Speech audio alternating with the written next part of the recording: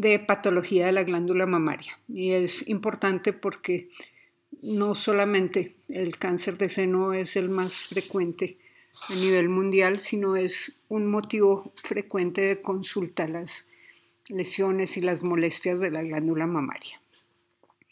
He dividido esta clase en dos presentaciones. La primera de ellas vamos a ver algunas generalidades, vamos a ver trastornos del desarrollo, procesos inflamatorios y un grupo de enfermedades llamadas alteraciones fibroquísticas. Y en una segunda presentación vamos a ver las neoplasias o tumores de la glándula mamaria. Para comenzar el estudio patológico de cualquier órgano es importante recordar su histología para tener presente cuáles son las estructuras de las cuales se derivan todas las patologías que vamos a estudiar. Entonces, recuerdan ustedes muy bien que la glándula mamaria es una glándula túbulo-alveolar compuesta. Está compuesta aproximadamente por 20 lóbulos, separados entre sí por tejido conectivo y adiposo.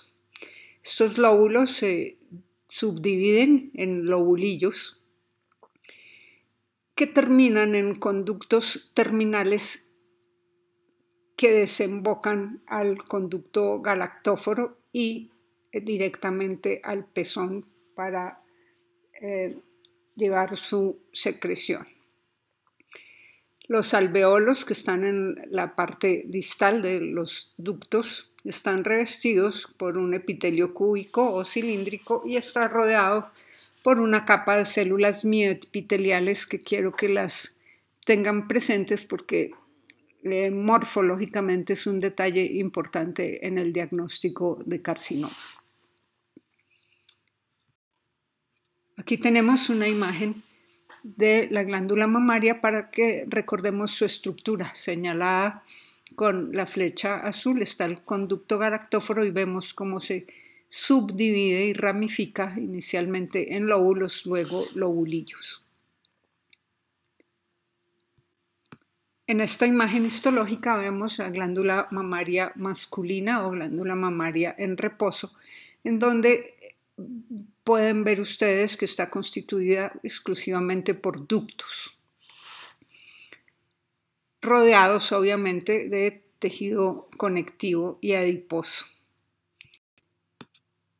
En la mujer en edad fértil, en la lactancia y en la gestación, estos ductos inicialmente que terminan como conductos terminales ciegos van a proliferar sus células distalmente y van a formar la porción secretora que son los alveolos. Aquí los vemos en esta imagen.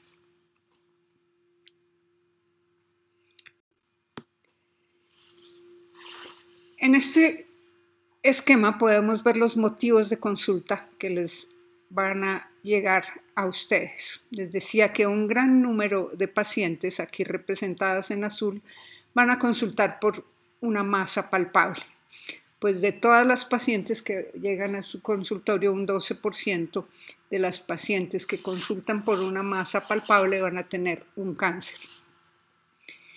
Hay otro grupo grande de pacientes que va a consultar por un dolor en la glándula mamaria sin una masa palpable o sin una masa reconocida. De estas, un 5% va a tener cáncer. Hay otro grupo de pacientes que consulta por sensación de una pequeña masa o sensación de tumoración, pero que no es muy palpable y no es muy localizable. Refieren también estas pacientes a alguna molestia que no pueden localizar en la glándula mamaria. Y de este grupo, solo un 1% va a tener cáncer. Esto en forma general. Vamos a ver más adelante cómo vamos a discriminar un poco a estas pacientes o a subclasificar un poco estas pacientes. Pero antes de eso quiero que recuerden el pequeño grupo que está en verde en esta imagen. Hay un grupo menor de pacientes que va a consultar por telorrea, es decir, secreción por el pezón. Y este grupo quiero que lo tengan desde ahora un poco aparte porque va a tener un tipo de patología diferente, más asociada a lesiones ductales papilares, como vamos a ver a continuación. Bueno, vamos a subclasificar esos motivos de consulta y lo que tenemos que ir pensando nosotros, estableciendo diagnósticos diferenciales que dependen de la edad de la paciente que nos llegue a consultar. Aquí tenemos en esta gráfica explicada. Entonces, inicialmente vemos un cuadro donde están las mujeres que consultan por una masa palpable en seno. Cuando estas mujeres tienen menos de 40 años, vemos en amarillo que hay una gran proporción de lesiones que van a ser benignas y generalmente se tratan de fibroadenomas o lesiones quísticas. Cuando estas pacientes tienen entre 40 y 50 años, vean ustedes que la proporción va variando. Ya encontramos un número importante, aproximadamente el 40% de las lesiones van a ser malignas y en ese caso van a ser carcinomas.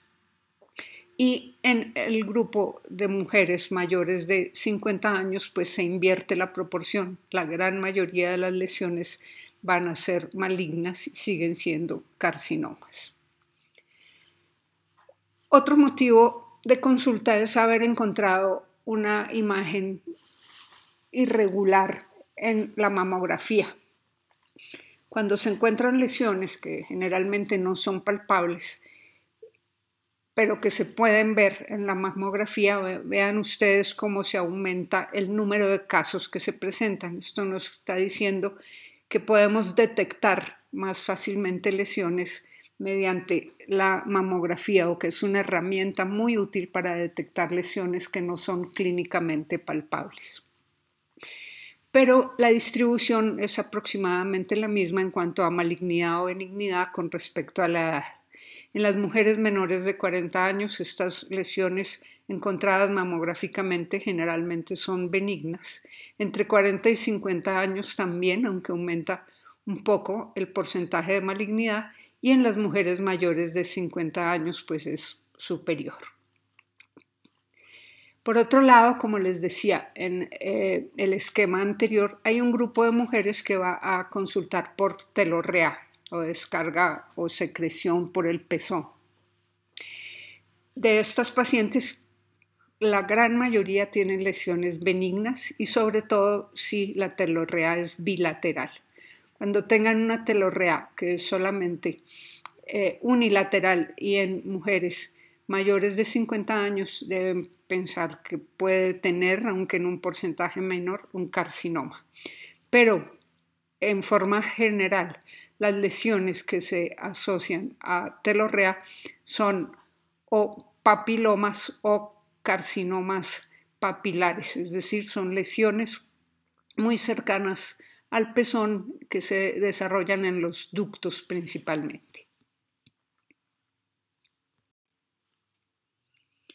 Bueno, para recordar entonces un pequeño cuadro de generalidades. Hay que recordar los componentes histológicos que son importantes, que el principal motivo de consulta son masas palpables y dolorosas, que aunque la mayoría de ellas son benignas, el cáncer de seno es muy importante a nivel mundial y que la edad por ahora es un factor de riesgo importante para desarrollarlo. También deben recordar que la telorrea debe asociarse a otra lesión diferente que es el papiloma. Vimos entonces algunas generalidades. Vamos a ver a continuación los trastornos del desarrollo.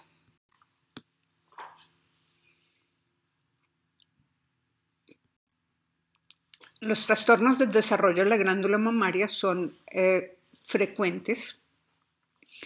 Hay uno de ellos que se llama politelia. Poli quiere decir múltiples, telia, pezón. Entonces es la presencia de múltiples pezones o pezones supernumerarios. Estos se encuentran, estos pezones, en la línea mamaria embrional, que vamos a ver en la siguiente imagen.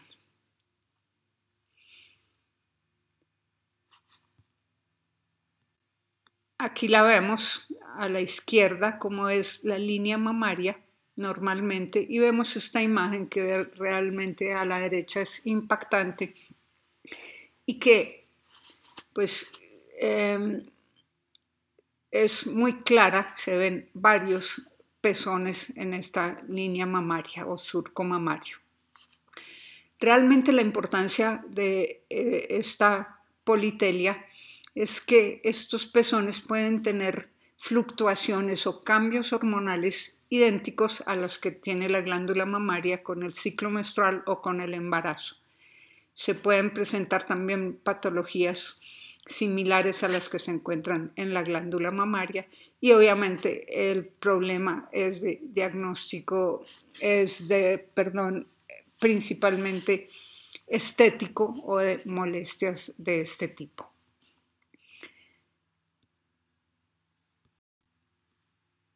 La segunda entidad de trastornos del desarrollo que vamos a nombrar aquí es el tejido mamario axilar accesorio. Como lo dice su nombre, es la persistencia de tejido mamario a lo largo de la línea láctea, pero esta vez en la región axilar y no acompañado de un pezón. Puede haber ausencia de areola o pezón, pero está allí el tejido mamario. Con mucha frecuencia es bilateral y tiene más o menos la misma importancia clínica que la politelia. Y es que puede sufrir transformaciones durante la lactancia e inclusive puede dar lugar a tumores de glándula mamaria axilares. Pero este adicionalmente tiene una importancia clínica importante y es que por su localización en la región axilar puede ser confundido con un ganglio linfático. Y cuando se hace un estudio de este ganglio linfático y se encuentra tejido mamario axilar, en muchas ocasiones se puede confundir con una metástasis de un carcinoma mamario. Por imágenes diagnósticas, pues es así, y ver este nódulo en la axila en una paciente en edad de riesgo, pues nos debe hacer pensar en primera instancia que se trata de una lesión metastásica. No olviden entonces que existe este tejido mamario axilar accesorio como diagnóstico diferencial. Veremos ahora los procesos inflamatorios. Los procesos inflamatorios en la glándula mamaria son muy poco frecuentes. Cuando se encuentran algún tipo de proceso inflamatorio de la glándula mamaria, casi exclusivamente están ligados a los periodos de lactancia. Se asocian a la lactancia porque durante la lactancia se crean fisuras en los pezones y esas fisuras permiten la entrada de bacterias que normalmente están en la piel, como son el Staphylococcus aureus y con menos frecuencia el Streptococo.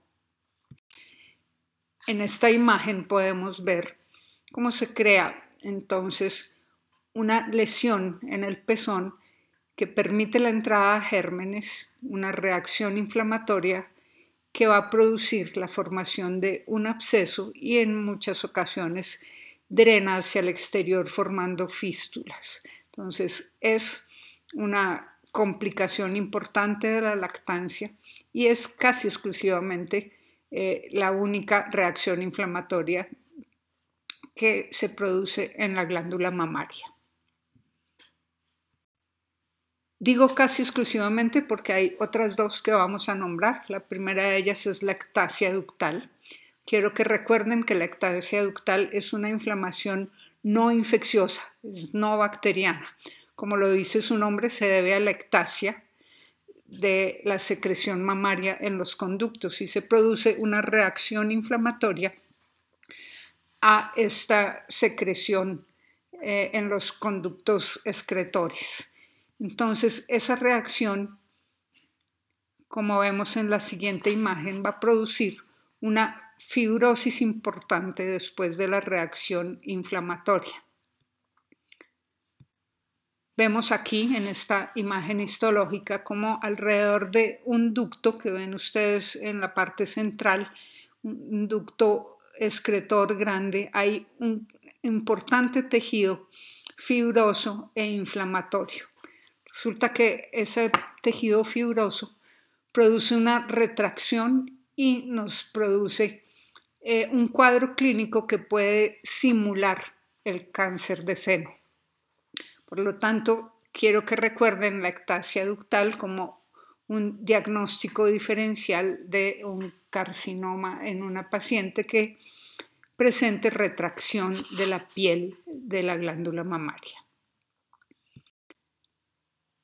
La segunda reacción inflamatoria que vamos a recordar, o la tercera además de la lactancia, es la necrosis grasa. Esta lesión es muy rara, pero quiero que la recuerden porque se presenta con mucha frecuencia, no con mucha frecuencia, se presenta en mujeres de edad avanzada, pero tienen antecedente de trauma en la glándula mamaria. Y su importancia clínica es que es un simulador, igual que la ectasia ductal, de un carcinoma. Clínicamente también produce induración y retracción del pezón y tienen cuadros clínicos similares. Por eso los trajimos a este resumen y quiero que los recuerden, tanto la ectasia ductal como la necrosis grasa.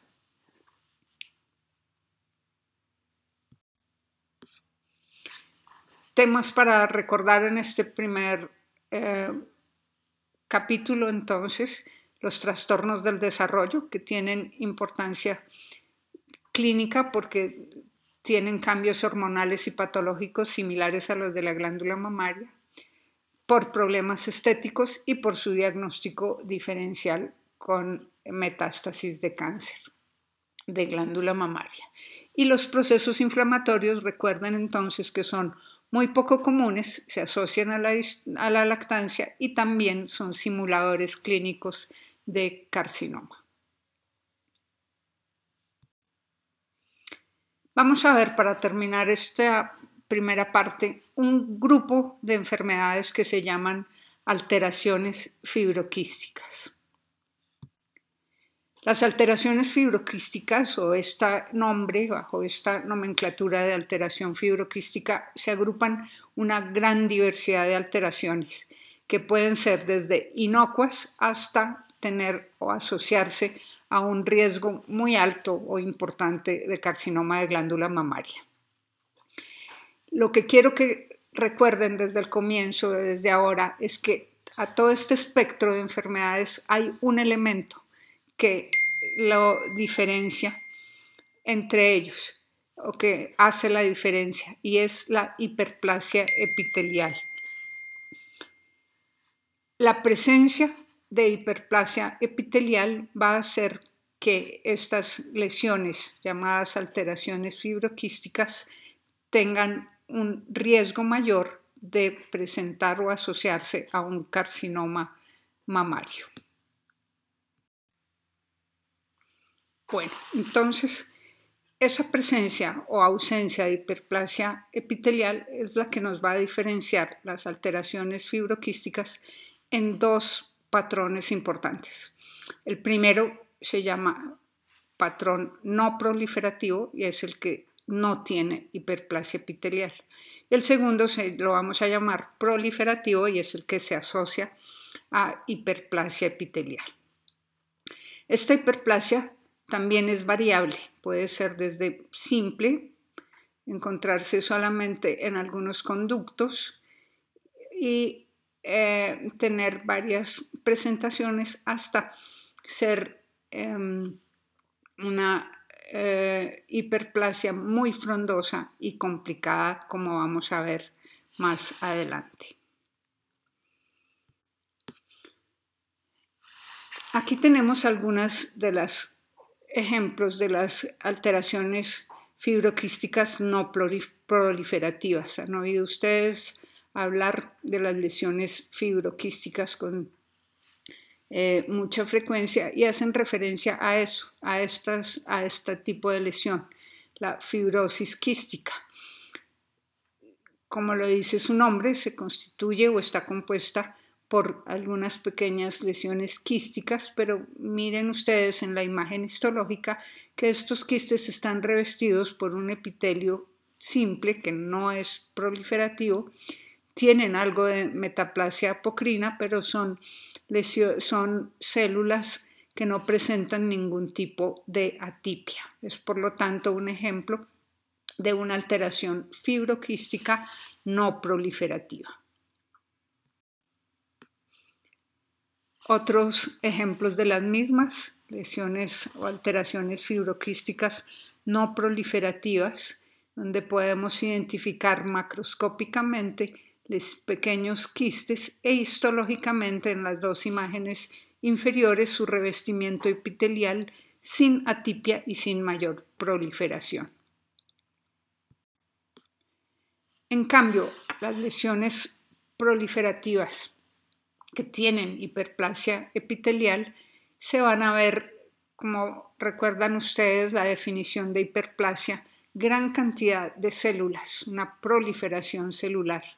Y esta proliferación celular la vamos a subdividir en dos. Las hiperplasia epitelial sin atipia, que es de bajo riesgo, y una hiperplasia epitelial con atipia, que tiene un riesgo mayor de que su paciente tenga un carcinoma o desarrolle una lesión maligna, un carcinoma. Aquí tenemos entonces histológicamente ejemplos de hiperplasia epitelial. Esta a la mano izquierda en la primera imagen es una hiperplasia un poco florida, en cambio en el segundo vemos un ducto casi lleno totalmente de células que han proliferado. Pero quiero llamar su atención sobre la calidad de los núcleos. Todos son, o las características de los núcleos, todos son redondos, esféricos, conservan su morfología, no tienen atipia importante. Si lo comparamos, si vemos este también, entonces hay gran cantidad de hiperplasia celular, pero no hay una marcada atipia. Si lo comparamos con este, vemos que hay células de diferentes tamaños, células pleomórficas, células densas, y estas glándulas, pequeños espacios que vemos acá, están formando estructuras rígidas y tienen una atipia importante. Entonces, quiero que lo recuerden y aprendan a diferenciar la hiperplasia, las lesiones fibroquísticas. Primero, no proliferativas sin hiperplasia epitelial, proliferativas con hiperplasia epitelial, y estas últimas se dividen en hiperplasia con atipia e hiperplasia sin atipia, que es de mejor pronóstico. Adicionalmente, hay otras alteraciones proliferativas que tienen nombres particulares por sus características, es decir, otras variantes de alteraciones proliferativas. Vamos a nombrar una de ellas. Esta es la adenosis esclerosante. Como lo dice su nombre, la adenosis esclerosante es una proliferación tanto de la parte epitelial, que se refiere a adenosis, y de la parte fibrosa, porque es esclerosante. Y su diagnóstico es muy importante porque morfológicamente plantea un diagnóstico diferencial con un carcinoma. Es una lesión que es como las que vimos en la inflamación, en los procesos inflamatorios, un simulador del cáncer. Vean ustedes esta imagen histológica de esa importante proliferación de la parte epitelial y aunque se ve menos, lo ven a los extremos de la parte fibrosa, pues es muy llamativa e histológicamente confunde bastante en el diagnóstico de benignidad y versus malignidad. No solamente histológicamente es un simulador, ya que hace una fibrosis importante a su alrededor. Vemos que las imágenes diagnósticas y la macroscopía, como se ven en estas imágenes A y B, son muy similares a las que encontramos en un carcinoma e histológicamente, como vimos en la anterior y volvemos a ver en C también, es un simulador importante de cáncer. Por lo tanto, ténganlo presente como diagnóstico diferencial. Para recordar, en cada uno de los capítulos le hice un pequeño resumen, pues en este capítulo, en esta parte final, está resumido en este cuadro. Quiero que recuerden las alteraciones inicialmente fibroquísticas como de tipo proliferativo y no proliferativo. Las no proliferativas no tienen importancia grande clínica y las proliferativas sí, y su importancia es que tienen un riesgo mayor o menor de presentar o de asociarse a un carcinoma de seno. Y depende eso de la presencia entonces de la hiperplasia atípica. Entonces, en este cuadro ven ustedes un resumen de lo anterior. Las pacientes que tengan una fibrosis quística, pequeños quistes, metaplasia apocrina o una hiperplasia leve, tienen un riesgo mínimo o nulo de desarrollar un carcinoma. Las pacientes o el grupo de pacientes que tenga una hiperplasia de moderada a grave, todavía sin atipia, o vean ustedes que desde el comienzo teníamos un poco aparte la papilomatosis ductal, porque se presenta diferente anatómicamente y clínicamente por secreción del pezón. Y otro grupo de pacientes o una variedad, digamos, de esta alteración, de alteraciones proliferativas que se llama la adenosis esclerosante. Todo este grupo de mujeres tiene un riesgo ligeramente aumentado, que va de 1.5 a 2 veces más de la población normal de desarrollar un carcinoma de seno. En cambio, las pacientes de este último grupo que tienen una hiperplasia ductal o lobulillar atípica, fíjense que tienen un aumento significativo, es decir, 5 veces más riesgo de desarrollar un cáncer de seno. Bueno, esos son entonces los primeros conceptos que quiero que recuerden y vamos a ver en la segunda presentación las neoplasias de la glándula mamaria.